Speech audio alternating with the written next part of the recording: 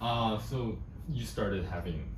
Yeah, the back, like Mm. the, yeah, a little bit lower to the neck. Yeah, Okay. when I woke up. When you woke up, Mhm. yeah. No numbness, tingling. or No anything? numbness, tingling, just pain, Just pain. achy. Yeah. Okay, got it.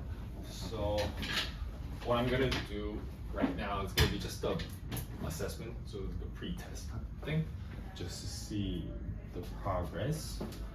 Well, first, if I just observe it, this part of the shoulder is a little more elevated than the left side right now. Might be the scapula. Yeah, the scapula is a little higher. This one's tipping. So we'll just do the assessment. So go ahead and look to your left.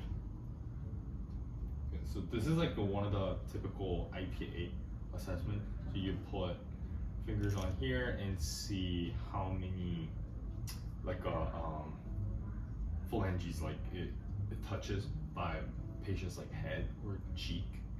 Right now it's not touching any. Do you have any symptoms? Yeah, I feel pain right now. You Yeah, when I same. jump. Yes. Got it. And to the right. Yep. Yeah, this one actually Mhm. like turning right side is a little more Yeah. limited. And go ahead and side bend to the left. Yeah. Yeah. So he's very limited right now. Mhm. But good. And come back. Side bend to the right. Yeah, that one too. That's, yeah. Yeah. Okay. So when we actually do the side bending, we actually see if the first rib kind of depresses down or not. So when even if he felt symptoms on both sides, on the left first rib actually kind of depressed, but not the right side. Right. The right side was kind of staying the same. Let's go ahead and cross your arms around your, yeah, just good. And go ahead and rotate to the left. That feels okay. Mm-hmm. Good. This is just to check the thoracic mobility. Go to the right. Yeah, that's fine. Oh, and relax. So definitely, range of motion wise, it wasn't too different, but this mid-thoracic part wasn't mobile as the left side. So that we could see that. So it really depends on the individual, I'll say. So the costal is pretty.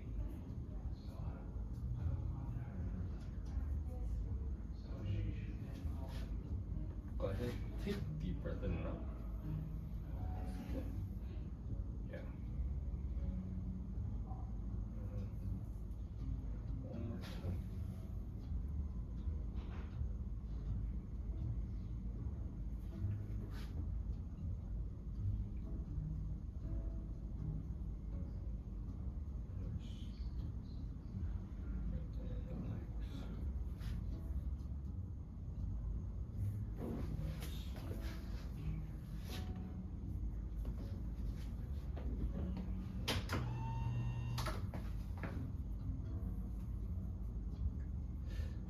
And take a deep breath in and out one more time.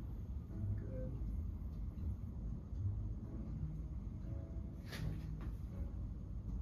So, if you go a little bit more towards the cervical spine, there's rib 1 over here. If you go a little bit more outside and towards the back side, there's another bony structure which is rib 2.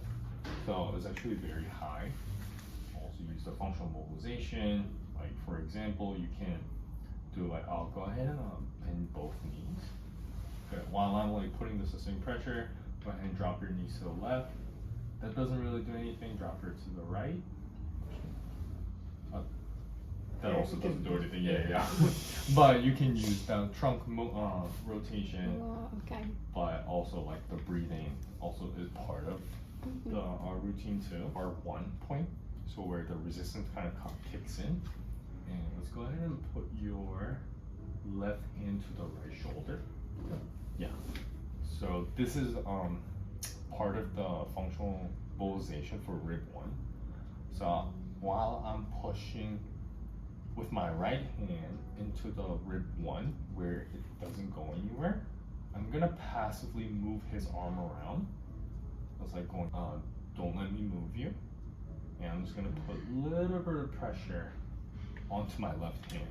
So he's actually holding his left elbow, or pushing his left elbow against my force, just like matching my resistance. And then now I feel a little bit of movement onto the rib, the first rib on my right hand. So go ahead and relax. And then from here, what I'm gonna do is I'm gonna change the direction of the resistance with my left hand.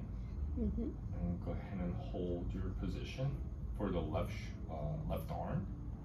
And now I'm gonna like press a little down.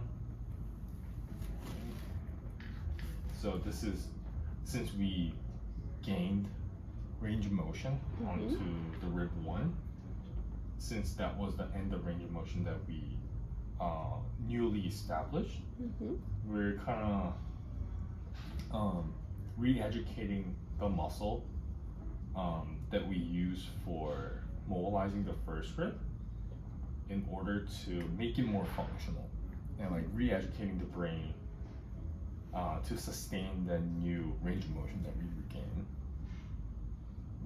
Your muscle over here onto the rib. Right now, I'm actually working on serratus posterior muscle, which is more on the back side of the rib. And it's actually an accessory muscle for breathing directly onto the ribs, and sometimes it can get very restricted in terms of it. Go ahead and try to take a deep breath in now. So since it's an accessory breathing muscle, I'm kind of using the breathing as like a functional movement right now.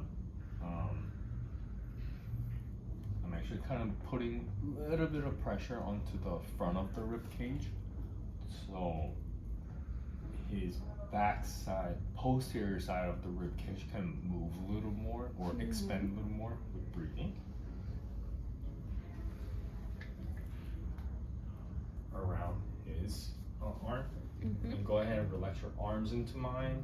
So his arms are kind of dead weight now, so I can control his thoracic movement. We can feel his spinal process kicking into my fingertip one more time. So go ahead and don't let me move you. So now he's resisting my rotation force here, and relax. Now I'm gonna move him a little more. So let me move you. Doing it again. And relax. One more time. And relax. Now I'm gonna check again, just to see. Go ahead and side bend to, actually rotate to the right. And now it's, he can actually look a little more to the right. Side bend to the right. This one too.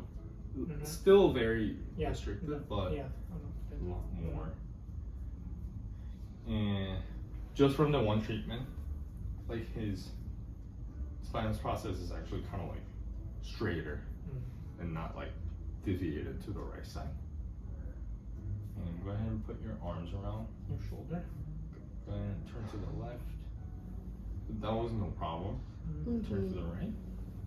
And now his like middle spine, like a mid-thoracic area, actually moves like separately.